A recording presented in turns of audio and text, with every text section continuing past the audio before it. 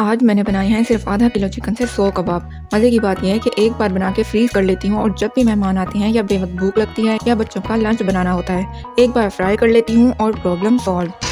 1 kilo दाल लेकर उसे overnight या 8 घंटे तक सोक कर लें। अब कढ़ाई ले लें और इसमें दाल डाल दें। आधा किलो बोनलेस चिकन और मसाला जात भी डाल दें।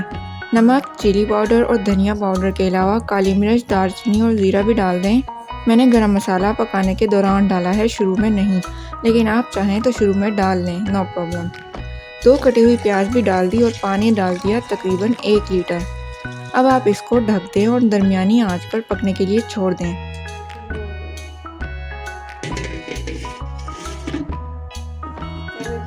वक्तन फ़वक्तन चम्मच हिलाते रहें, इस तरह ये मसाला गल भी जाएगा और पानी भी आहिस्ता आहिस्ता ड्राई हो जाएगा।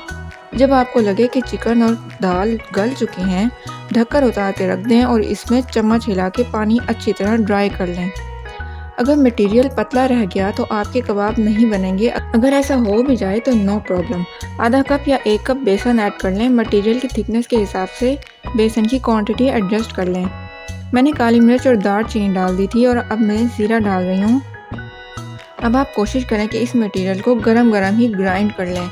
मैं ट्रेडिशनल तरीके से इसको ग्राइंड कर रही हूँ और फिर इसको ठंडा करके कबाब बना लूँगी। कबाब बना के मैंने रख लिए हैं। अगर आपको लगे कि आपका मटेरियल गर्म है तो थोड़ी देर फ्रिज में रख दें और ठंडा कर लें और फिर कबाब बनाएं। और अब हम इसकी सिंपल सी कोटिंग तैयार कर लेते हैं। अंडा फेंट कर इसमें थोड़ी सी नमक मिर्च ऐड कर लें और फिर अपने कबाब इसमें कोट करके फ्राई कर लें।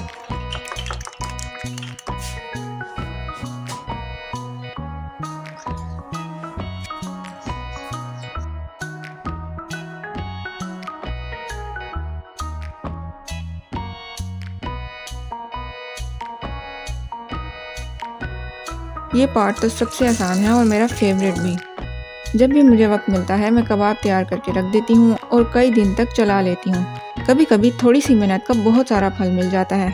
आप भी ट्राई कीजिएगा और कमेंट्स में अपना एक्सपीरियंस ज़रूर शेयर कीजिएगा और जाने से पहले सब्सक्राइब ज़रूर कर दीजिएगा।